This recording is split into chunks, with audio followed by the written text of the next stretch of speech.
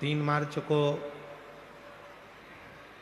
होली का क्रम है, उस दिन ग्रहण है, इसलिए धुरंडी का जो कार्य है वो 4 मार्च को सभी लोग मनाएंगे। गर्भवती नारी का जब गर्भ रहता है और उस समय पर गर्भ में जब संतान रहती है और ग्रहण, चंद्र ग्रहण हो चाहे सूर्य ग्रहण हो, ग्रहण अगर पड़ता है तो परिवार में शास्त्रों में ऐसा वर्णन आता है कि गेरू, गेरू मतलब लाल चंदन। कौन सा चंदन? जम के बोलो जरा। लाल चंदन। ये गेरू तो बाद में आप लोगों ने उधर पे लगाना चालू करा, पर नियम ये है कि गर्भ में अगर बच्चा रहता है तो ग्रहण पड़ता है, चंद्र ग्रहण पड़े, सूर्य ग्रहण पड़े, तो जो नारी का गर्भ रहता है, भले वो 3 महीने का हो, 2 महीने का हो, 1 महीने का हो, 8 महीने का हो, 9 महीने का हो, 10 महीने का, नारी का अगर गर्भ है तो बुजुर्ग लोग भी कहते हैं, उनको ये भले नहीं मालूम होगा कि क्यों गेरू लगाते। गेरू नहीं, लाल चंदन की 3 रेखा नारी को अपने पेट पर खींच लेना चाहिए। क्या होता है तो कहा, बच्चा विपरीत पैदा नहीं होता, बच्चा स्वतंत्र स्वस्थ अच्छा पैदा होता है, सुखी पैदा। आप में से कितनी माताएं जो जानती हैं इस बात को? हाथ उठाओ जरा। जानती हैं सब कि जब गर्भ में बच्चा रहता है तो माताएं कह देती, सास कह देती, बेटा थोड़ा गेरू लगा लेना, पेट में थोड़ा सा गेरू लगा ले, थोड़ी सी मिट्टी लगा ले, थोड़ा सा कुछ पेट पर लगा ले, क्योंकि ग्रहण पड़ रहा है। क्यों? अगर ग्रहण पड़ी हुई संतान जन्म लेगी तो ये अपने ही धर्म का विरोध करेगी, सत्य का विरोध करेगी, गलत मार्ग पर चलेगी। और अगर शरीर पर एक त्रिपुंड लगा दिया गया, पेट पर ग्रहण के समय पर गेरू लगा दिया गया, लाल चंदन लगा दिया गया, तो जो बच्चा जन्म लेगा वो माता पिता के विरोध में कभी नहीं खड़ा हो सकता, धर्म के विरोध में कभी नहीं खड़ा हो सकता, सत्य सनातन धर्म के विरोध में कभी खड़ा नहीं हो सकता, हिंदू धर्म के विरोध में कभी खड़ा नहीं हो सकता, हमारे पक्ष में हमेशा बना रहेगा। सनातन धर्म का कुल में पैदा होकर, सनातनी होकर, हिंदू धर्म में पैदा होकर भी अगर कोई हिंदू धर्म का विरोध करता है तो समझ लेना कि यह ग्रहण की औलाद पैदा हुआ है, ये साधारण नहीं है, ग्रहण से पैदा हुआ है। इसलिए सनातनियों का भी विरोध करने के लिए खड़ा हो।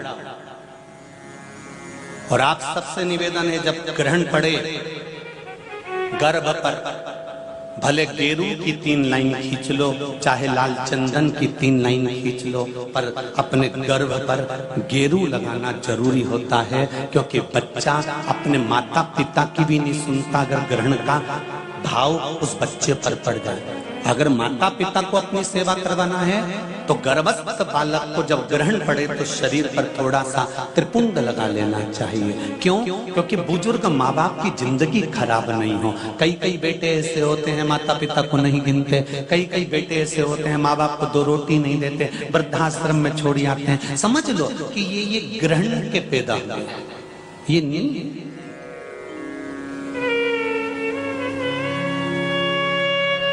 आप लोग जानते हैं ना माता, सत्यता में बोलो, जब ग्रहण का समय आता है तो आपने अपनी बहुओं को कहा कि नहीं कहा गेरू लगाने का? बोलो जरा, हाथ उठाओ, किस किस ने कहा ये बात? कहिए। आप लोगों को ध्यान में है, बुजुर्ग माताएं इस चीज को जानती हैं। रखिए, बुजुर्ग लोग इस बात को जानते हैं कि गर्भस्थ अगर बच्चा है और ग्रहण पड़ रहा हो तो त्रिपुंड लगा लेना चाहिए। एक प्रश्न खड़ा हुआ था, गुरुजी गर्भ में जब बच्चा रहता है तो गर्भवती नारी को, वो प्रश्न कल का था, समय हो गया था इसलिए हम बता नहीं पाए, गर्भवती नारी को शंकर भगवान का पूजन गर्भवती नारी को कब तक करना चाहिए? गर्भ में अगर बच्चा रहता है तो गर्भवती नारी को शिव जी के शिवलिंग की पूजन कब तक करना चाहिए? पहले तो यह बताओ कि किसने कहा कि गर्भस्थ नारी को भगवान का पूजन ही नहीं करना चाहिए?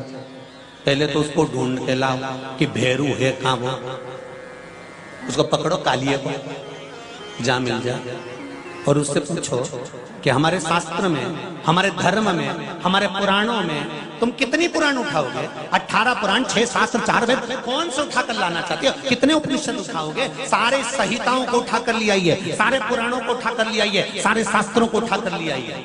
और अगर आपके पास में नहीं है तो सीहोर में आइए, कुबेरेश्वर धाम के लाइब्रेरी में बैठकर एक एक पुराण का अध्ययन कर कर जाइए, एक एक संहिता का अध्ययन कर कर जाइए, एक एक शास्त्र का अध्ययन कर कर जाइए। वहां सारी किताबें मिल जाएंगी आपको, आप पढ़ो। और कौन सी पुराण में लिखा है हमको भी छाट कर बताओ कि गर्भवती नारी को शंकर का भजन नहीं करना चाहिए, गर्भवती नारी को शिव जी को नहीं छूना चाहिए? कहां लिखा है? यहां तो शिव महापुराण की कथा कहती है कि गर्भवती नारी जब भगवान शंकर को 1 लोटा पानी चढ़ाती है तो उसका बच्चे का बाल बांका नहीं हो सकता, बच्चा पूर्ण पैदा होता है, अस्वस्थ नहीं हो सकता, स्वस्थ होता। भस्म त्रिपुंड, और उस भस्म त्रिपुंड की रेखा और उस रेखा की जो भस्म है उसके माध्यम से शुगर और बीपी के लेवल को लाना। समझ लेना जरा अच्छे से, कथा कहीं अगर इधर उधर से निकल गई ना तो फिर गई।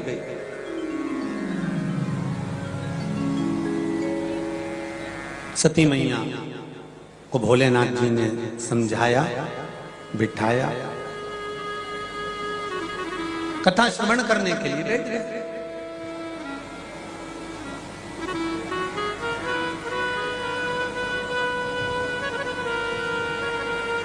और जब कथा सुनने के लिए बैठे, चित्त लगना चाहिए। एक बात अपने जीवन में उतारिएगा थोड़ा सा। आप कोई भी कार्य करें, भगवान का भजन करते हो, अगर दिया लगाते हो घर में, भगवान को दीप लगाते हो, उस दिए को लगाते समय भी अगर आपका मन, आपका चित्त, आपकी वृत्ति, आपका हृदय पूर्ण तरह से समर्पित होकर अगर दिया लगा रहे हो तो ये पक्का विश्वास मानकर चलना कि जिस कार्य के लगा रहे हो वो कार्य आपका 15 दिन के अंदर हो ही जाएगा। अगर दिल से लगा रहे हो तो।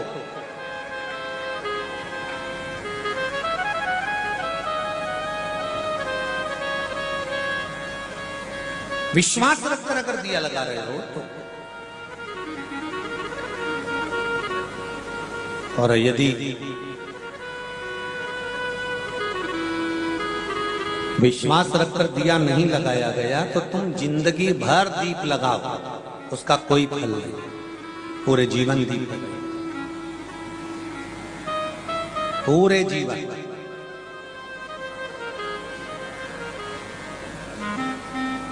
भरोसो दृढ़ चरण के, भरोसो दृढ़ चरणन कीरो, श्री वल्लभ चंद्र छटामिन, श्री वल्लभ चंद्र छटामिन, सब जन माई अंधेरो, भरोसो दृढ़ चरणन करो, भरोसो दृढ़ चरणन कीरो। एक विश्वास, एक चावल का दाना भी अगर आप समर्पित कर रहे हो तो विश्वास। पंडाल में लाखों लोग बैठे हुए हैं और जितने कथा पंडाल में बैठे हैं उनसे भी लाखों लाखों करोड़ों लोग शिव महापुराण की कथा आस्था चैनल पर, फेसबुक और यूट्यूब पर श्रवण कर रहे हैं। उनसे निवेदन करूंगा, 1 लोटा पानी अगर शंकर भगवान को चढ़ा रहे हो, 1 चावल का दाना भी अगर आप शिव जी को चढ़ा रहे हो, 1 बेलपत्र भी अगर आप शंकर भगवान को समर्पित कर रहे हो, और 1 पुष्प की पंखड़ी भी आप शिव को दे रहे हो, तो ये शंकर कभी खाली नहीं जाने देता, इसका फल कभी ना कभी दे ही देता। वो शिव, वो शंकर।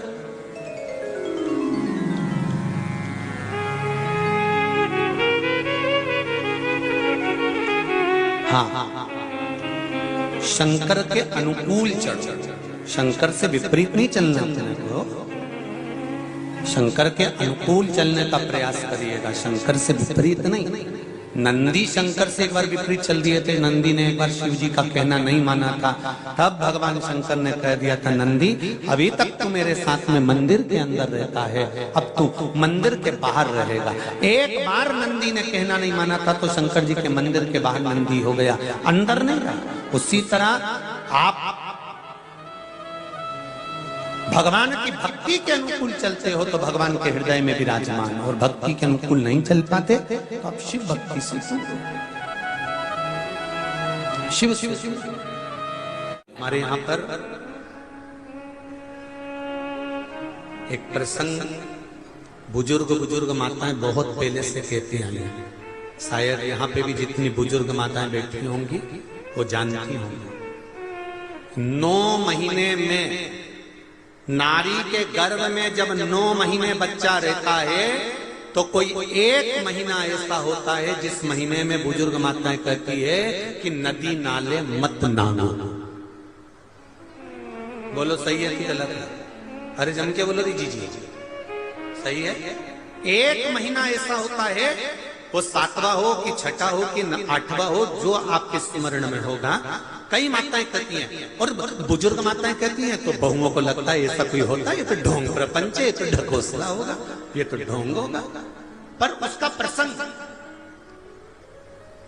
कई बहुओं ने माताओं से कहा होगा, ऐसा कोई होता है क्या कि मैं मायके नहीं जाऊं और ये वाले महीना, एक महीना 9 महीने में एक महीना मेरी माताओं के गर्भ के समय का ऐसा होता है कि जिस महीने में बुजुर्ग माताएं कह देती है कि इस महीने में तुम नदी नाले मत लांगो, अपने घर में रहो, स्वस्थ रहो, ना कहीं जाना ना कहीं आना।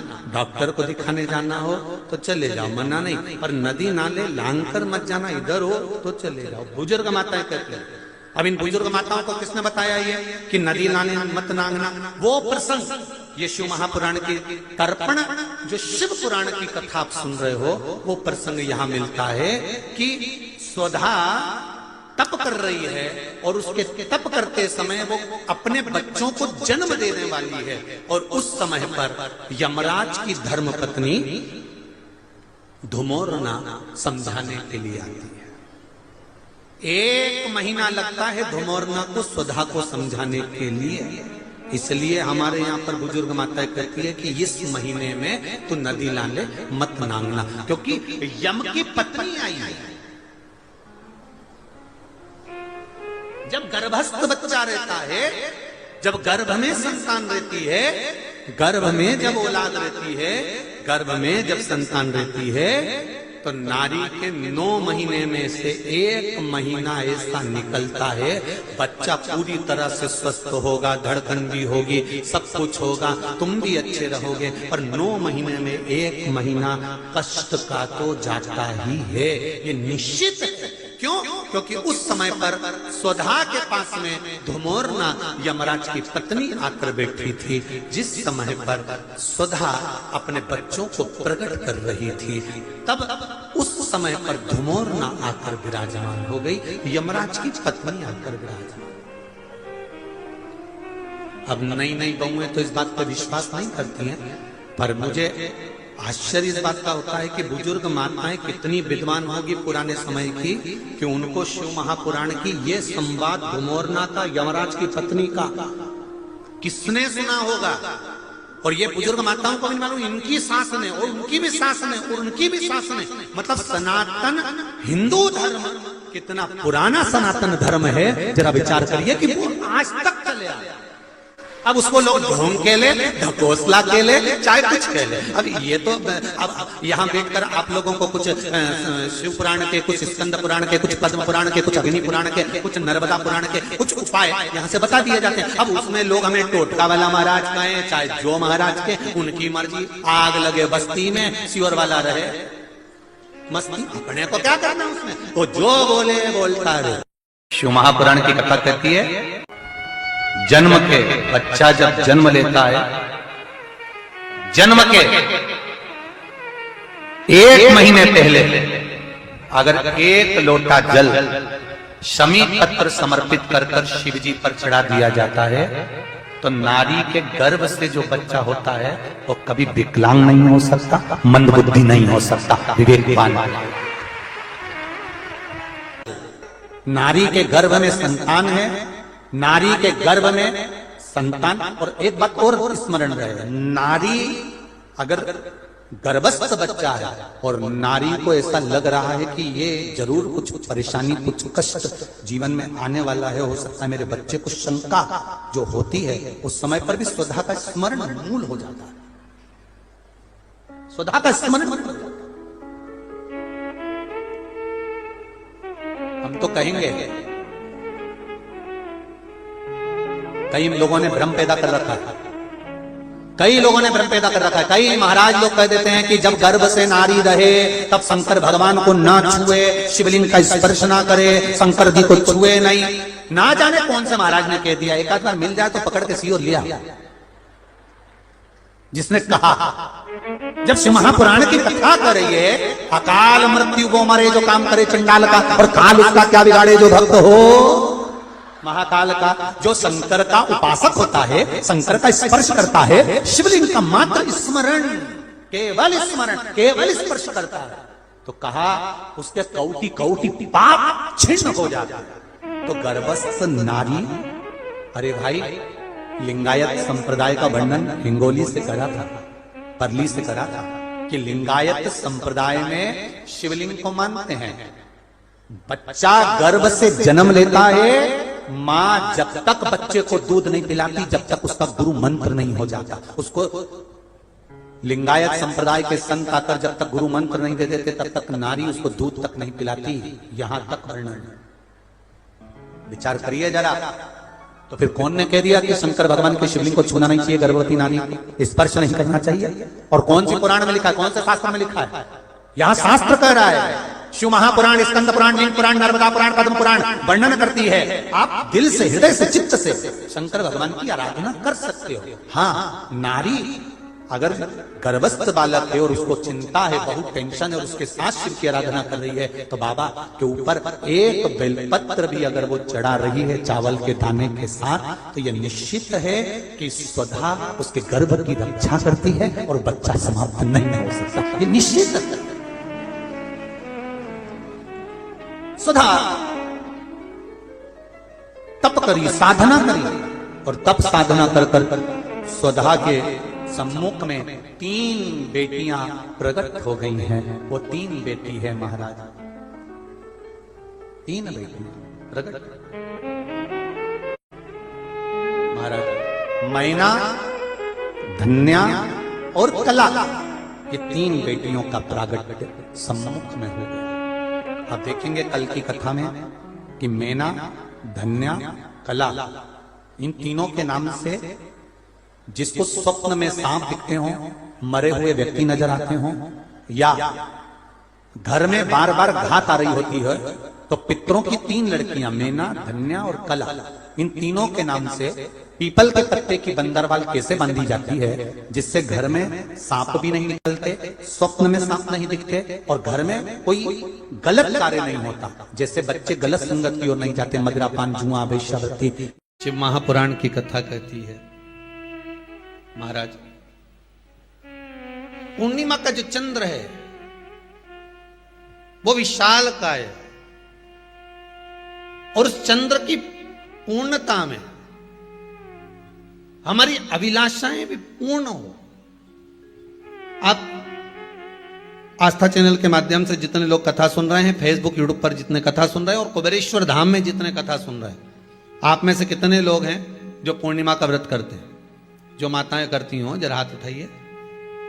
पूर्णिमा का व्रत जो करते हो ना आप लोग, रखिए याद। अब पूर्णिमा के व्रत में आपने कई बार किताब पढ़ी होगी पूर्णिमा की, या आपने व्रत किया होगा, या पूर्णिमा का व्रत आप धारण करे होगे, तो उसमें पूजन कौन से भगवान की होती है?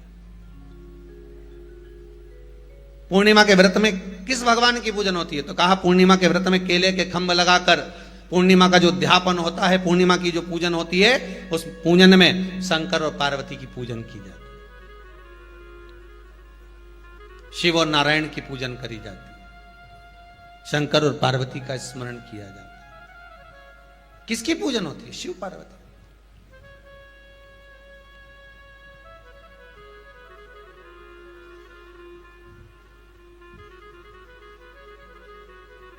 क्यों? शंकर और पार्वती का पूजन क्यों करा जाता है पूर्णिमा के व्रत में? क्योंकि शिव और माता पार्वती ही केवल एक ऐसे हैं जिन्होंने अपूर्ण लक्ष्मी को भी पूर्ण बना दिया था। किसको पूर्ण बनाया है? लक्ष्मी। पूर्णिमा के दिन अगर आप शंकर भगवान को एक लोटा पानी अगर शिव को समर्पित कर रहे हो, श्वेत पुष्प को रखकर शंकर जी के ऊपर सफेद फूल को चढ़ाकर अगर एक लोटा जल भी एक पात्र जल भी शंकर को समर्पित कर रहे हो, तो ये लक्ष्मी के लिए ही तो कर रहे हो। और कौन सी लक्ष्मी? पूर्ण लक्ष्मी। पूर्ण लक्ष्मी। आपको पहले भी कथा में कहा, एक बार भगवान विष्णु के सामने लक्ष्मी मैया ने बहुत तेज स्वर में कह दिया था, नारायण, दुनिया के लोग आपका नाम जपते हैं, दुनिया के लोग नारायण नारायण कहते हैं, दुनिया के लोग आपका भजन करते हैं, पर सत्य मायने में कहूं ना तो मेरे बिना दुनिया के लोगों की नहीं चल सकती।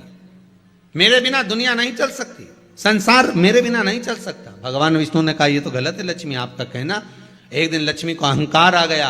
अहंकार के संबोधन जब माता लक्ष्मी करने लगी तो भगवान, उसी समय पर भगवान विष्णु को क्रोध आ गया और भगवान विष्णु ने कह दिया, लक्ष्मी तू इतनी बड़ी बड़ी बात कहती है कि तेरे बिना नहीं रह सकती संसार। मैं तुझे कहता हूं लक्ष्मी, तू अपूर्ण है। तू अपूर्ण है, तू पूर्ण कब हो गई?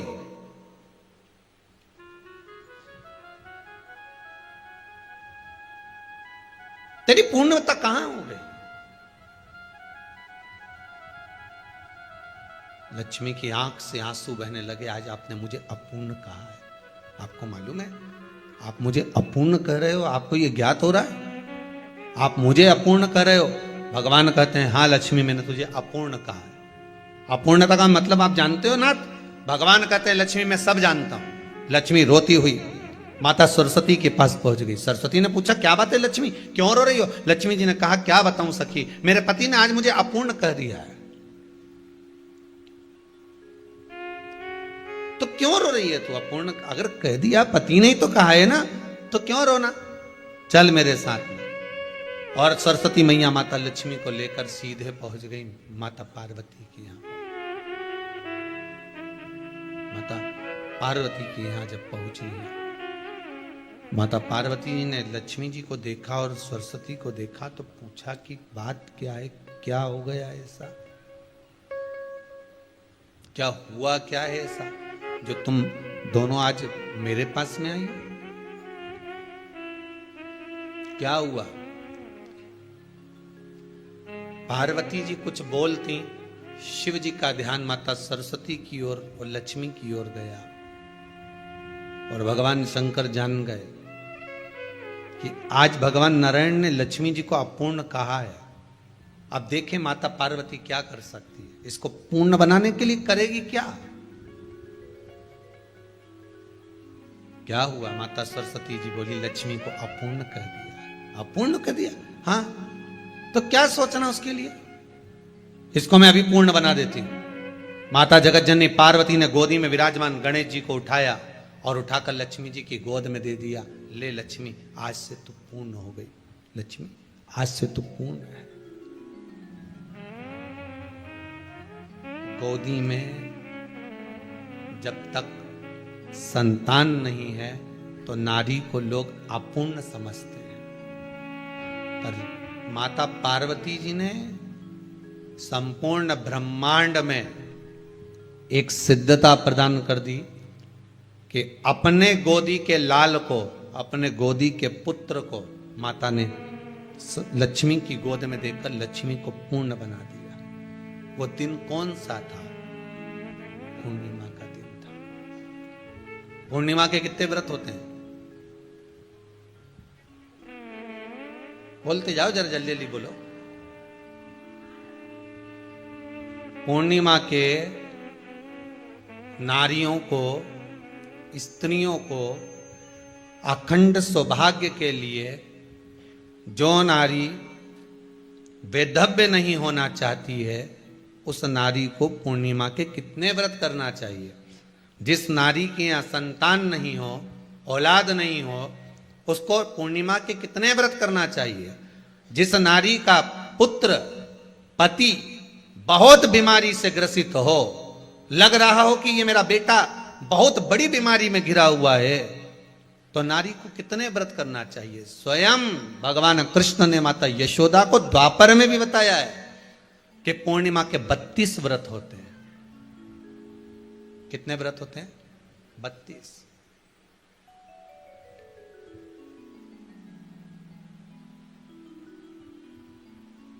स्वयं भगवान कृष्ण यशोदा रानी को, माता यशोदा जी को भी बता रहे हैं 32 व्रत। अब आपको किसी ने बता दिया होगा कि 8 कर लो, 7 कर लो, 6 कर लो, 12 कर लो, इसलिए आपने बोला कि 12 कर लीजिए, 32 कर लीजिए। पर यहां तो द्वापर की कथा भी कहती है। यशोदा जी ने एक बार भगवान कृष्ण को रोक कर कह दिया, ए कन्हैया रुको। कन्हैया बोले, बोलो मां क्या बात है। कन्हैया जरा रुकिए, इधर आओ जरा। भगवान कृष्ण आए। हाँ मां बोलिए। किस जगह का प्रसंग है ये? जिस समय पर राधा रानी कुरुक्षेत्र में नंद बाबा और यशोदा जी को लेकर कुरुक्षेत्र के कुंड में, ब्रह्म सरोवर में स्नान कराने के लिए लेकर जाती है, ग्रहण का समय पर। और जब भगवान कृष्ण उस कुरुक्षेत्र के उस सरोवर में स्नान करने आते हैं, तब यशोदा जी ने अपने लाला से प्रश्न किया है, पूछा है,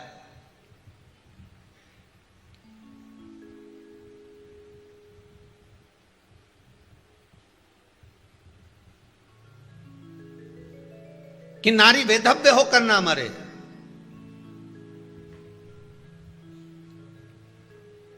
उसका पति कोई रोग से ग्रसित ना हो, उसका पुत्र किसी रोग में ना पड़े। अरे भाई कितना सुंदर संवाद लिखा है। अगर किसी माता का पुत्र मान लो किसी नशे में डूबा हुआ है, कोई नशा कर रहा है और गलत नशा है, आपको लग रहा है कि ये नशे में डूबा हुआ है, आपको लग रहा है कि ये गलत जगह पर डूब गया है, आपको लग रहा है कि मदिरापान में, मांसाहार में या अधिक गांजा आदि का जो भी नशे होते हैं, जितने भी नशे, उसमें डूब चुका है। और माँ उसको समझा रही है, तू नशे में मत डूब, तू इस काम को मत कर, तू ये गलत कर्म मत कर। माँ उसको समझा कर हार गई।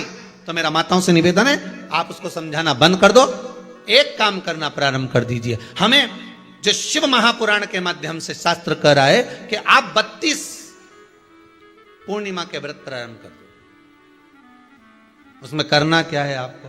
केवल जिस दिन व्रत रहे, रात्रि के समय पर कोई भी मीठा, कुछ भी सामग्री आप चंद्र की रोशनी में, चंद्र को अर्घ देने के बाद, पूजन करने के बाद उसको रखो, और वही सामग्री जो नशा कर रहा है उसको पूर्णिमा के दूसरे दिन उसको खिलाओ।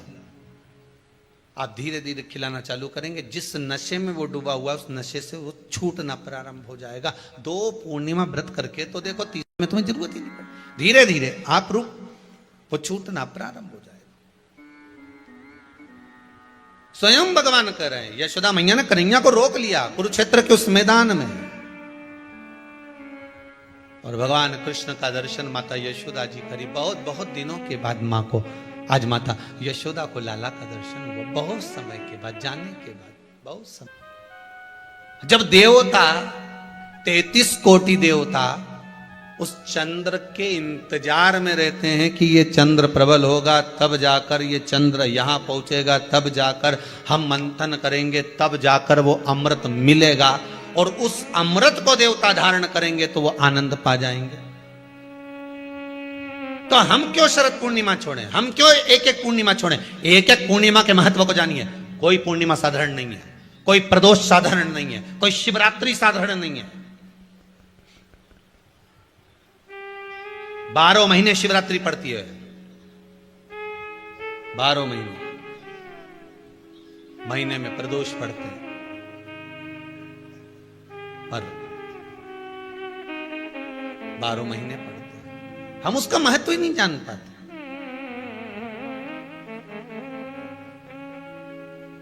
कौन से प्रदोष पर क्या करना है, कौन सी पूर्णिमा को क्या धारण करना है, कौन सी शिवरात्रि पर। कई लोगों को तो यहां तक नहीं मालूम था कि भाई श्रावण के महीने में भी शिवरात्रि आती है। वो तो बस लोगों के कि शिवरात्रि का पूजन हुआ, तो उसका स्मरण क्यों छोड़े हम। अगर ये वेद और शास्त्र ब्राह्मणों को दिए गए हैं, ये वेद और शास्त्र विद्वज्जन को दिए गए हैं, तो इसका स्मरण होना चाहिए कि हम निकाल कर जनमानस तक ये चीज पहुंचाएं कि हमें इस दिन ये पूजन करना है, उसका स्मरण होना चाहिए।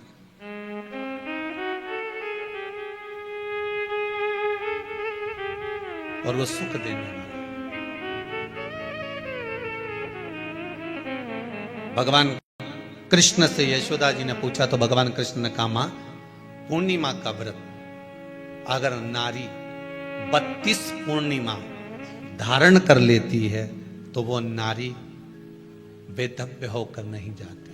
पर आप लोग व्रत जो करते हो ना, जो भी व्रत आप लोग उठाते हो, सोमवार का व्रत जैसे किसी माता जी ने उठा लिया और वो उठाने के बाद, हम तो शादी नहीं हुई थी ना जब भी सोमवार व्रत करते थे, अब शादी हो गई अभी भी हम सोमवार का व्रत कर रहे हैं, करे जा रहे हैं, और उसका कोई उद्यापन नहीं करा, कोई संकल्प नहीं लिया गया कि मैं 5 करूंगी कि 16 करूंगी कि 25 करूंगी कि 31 करूंगी कि 21 करूंगी।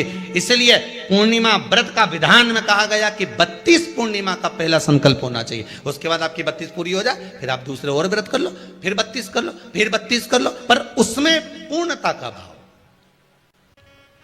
अभी तक किसी के सोमवार और गुरुवार और शुक्रवार के व्रत ही पूर्ण नहीं हुआ, अभी तक चल रहा है, अभी तक चल रहे हैं। हम तो सोमवार का व्रत करते हैं, हम तो शनिवार करते हैं, अब शनिवार करते करते 4 साल हो गए, 6 साल हो गए, 5 साल हो गए। भगवान को तो थोड़ा बहुत कुछ खिला पिला के उनको एक बार तो विश्राम दे।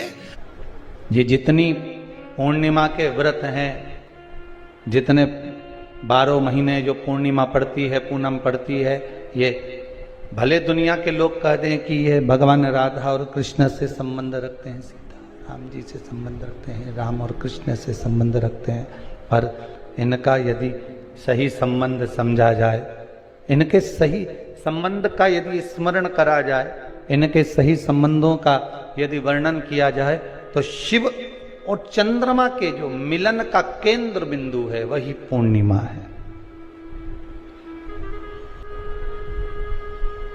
केवल एक पूर्णिमा वहीं तक नहीं रही कि भगवान कृष्ण और राधा जी ने रास किया। भगवान कृष्ण और राधा जी रास कर रहे हैं, केवल पूर्णिमा वहीं तक सीमित नहीं रही। केवल वहीं तक उसकी सीमितता नहीं है। एक बात ध्यान रखिएगा, यदि काया का रोग हो गया, मान लो शरीर कहीं से सफेद पड़ रहा है, कहीं से काला पड़ रहा है, शरीर में से खाल की फुकड़ी निकलना प्रारंभ हो गई हो, शरीर में काले काले चट्टे पड़ना चालू हो गए हों, या कोई विशेष रोग हो गया, कोई विशेष शरीर में रोग है, बीमारी है, काया बेकार हो रही है, तो सीधी सीधी बात शिव महापुराण की कथा कहती है, सुंदर आनंद में श्रवण कर कर आप अपने जीवन को, ये पूर्णिमा शिव महापुराण की कथा कर, पूर्णिमा आ रही है, कुछ नहीं करना, पीपल का एक पत्ता, उस पत्ते पर थोड़ा सा चावल, थोड़ा सा चावल, पूर्णिमा की रात्रि को अपने हाथ में लेकर, अपने नयनों से लगाकर, शरीर पर से स्वयं उतार कर उसको दरवाजे के पास रख दीजिए। पूर्णिमा की रात्रि को पूर्ण होने पर उस चावल को दूसरे दिन सूंघ कर बहते हुए पानी में डाल दीजिए। महाराज कितने भी रोग से ग्रसित हो गए, पीपल का एक पत्ता 52,000 ब्राह्मण की साक्षी कराता है। महाराज बहुत ध्यान देना, पीपल के वृक्ष में स्वयं नारायण का, मेरे कृष्ण का वास है। स्वयं भगवान गीता के अंतर्गत कहते हैं कि मैं पीपल का वृक्ष हूं, नारायण उसी में। 52,000 ब्राह्मणों का वासा एक पीपल के पत्ते में होता है। और आपको पहले भी कथा में कहा, गाय, ब्राह्मण, बहन, बेटी, ये सब काल का हरण करने वाले, काल को हरने वाले। हो रोग को मिटाइए। शिव का स्मरण करो। पूर्णिमा के दिन चावल का एक आखा दाना जानते हो, पूरा, खंडित चावल नहीं। कितना चावल? एक दाना चावल का शंकर भगवान के शिवलिंग पर समर्पित करिए।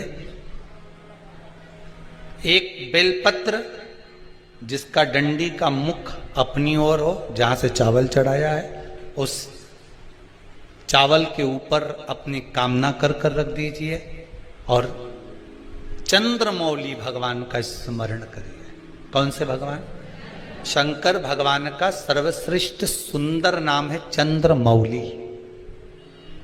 चंद्रमौली भगवान का स्मरण करिए।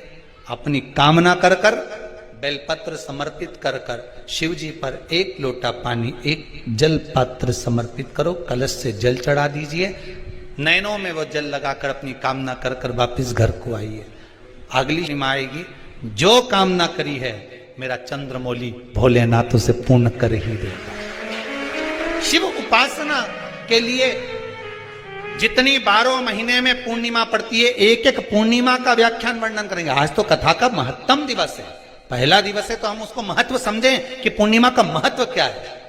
हम उसका महत्व समझें कि शंकर और चंद्र का रिश्ता क्या है, संबंध क्या है।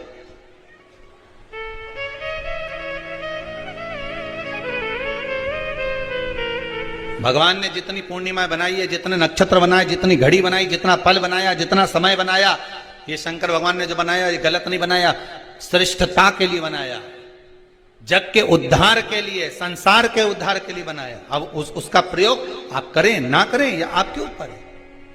आप उसका प्रयोग कर रहे हैं ना कर रहे हैं, ये आपके ऊपर, पर जो बनाया है मेरे भगवान,